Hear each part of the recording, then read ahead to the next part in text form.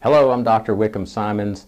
I'm an obesity medicine specialist in the Triangle area of North Carolina, and this is Obesity Medicine Perspective. It's an educational video series for patients and healthcare providers about the disease of obesity and how to treat it with diet and medications. At our last video, I was explaining the concept of insulin levels and how insulin is a fat storage hormone, and we talked about ways using the diet to control your insulin level, because the bottom line is when your insulin level is high, you store food as fat. When your insulin level is low, you burn fat. And this is where we want all of our patients to be, in a fat burning zone. And to do that, you've got to control the insulin level. Now, I spent some time talking a little bit about proteins, fats, and vegetables as being the ideal part of your diet, and the elimination of carbohydrates. And so there was a question from somebody who saw the video, and they wanted me to expound a little more on the carbohydrates. So I want to talk a little bit about that and how that raises your insulin level. I said that refined grains, and when I said refined grains, I meant things like breads of all kinds, wraps, I meant crackers of all kinds, and cereals of all kinds, those things that you find over there on the middle aisles of the grocery store. These things are refined grains. It may be wheat, and in many cases it is, but it may also be other grains. So oatmeal's a good example. Oats are a grain, but they're a refined grain. And what happens with that and with sugar is that your body breaks them down very, very quickly. So when you eat them, you can digest them very fast, and that means they're absorbed very fast. So your blood sugar, the carbohydrate, is converted to sugar very quickly, and this causes a precipitous rise in your blood sugar.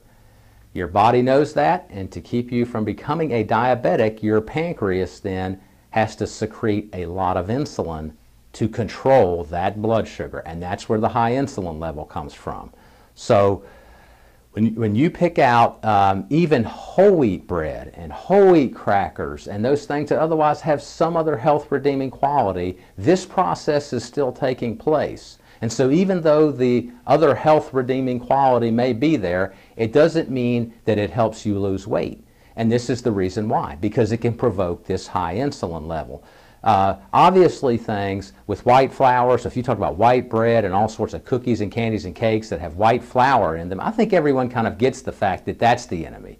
What they probably don't realize if they're overweight or obese is that even the stuff that's promoted to you as healthy, and that maybe in the past, when I first went into business, I thought was healthy, this stuff with an obese physiology really does not work. It really keeps you from losing weight. So I want you to really pay close attention to that.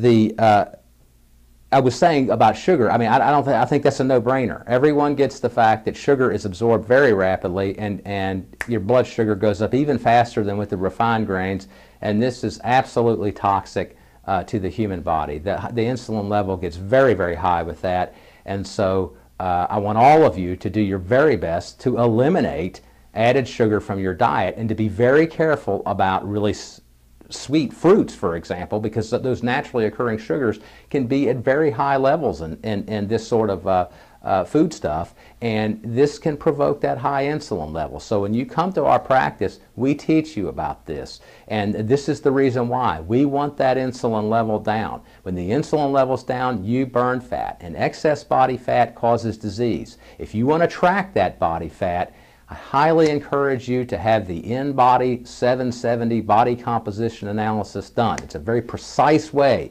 to know how much fat you have and where it is located, and conversely, how much lean mass you have and where it's located. We have this device in our office, and we're giving away free tests. To find out how you can get one, I want you to go to the Dr. Simonds Weight Loss Facebook page, our Twitter feed, and to continue to follow this channel. And there are details there about how to register for that, and we're giving a lot away, so there's a very good chance you'll win one.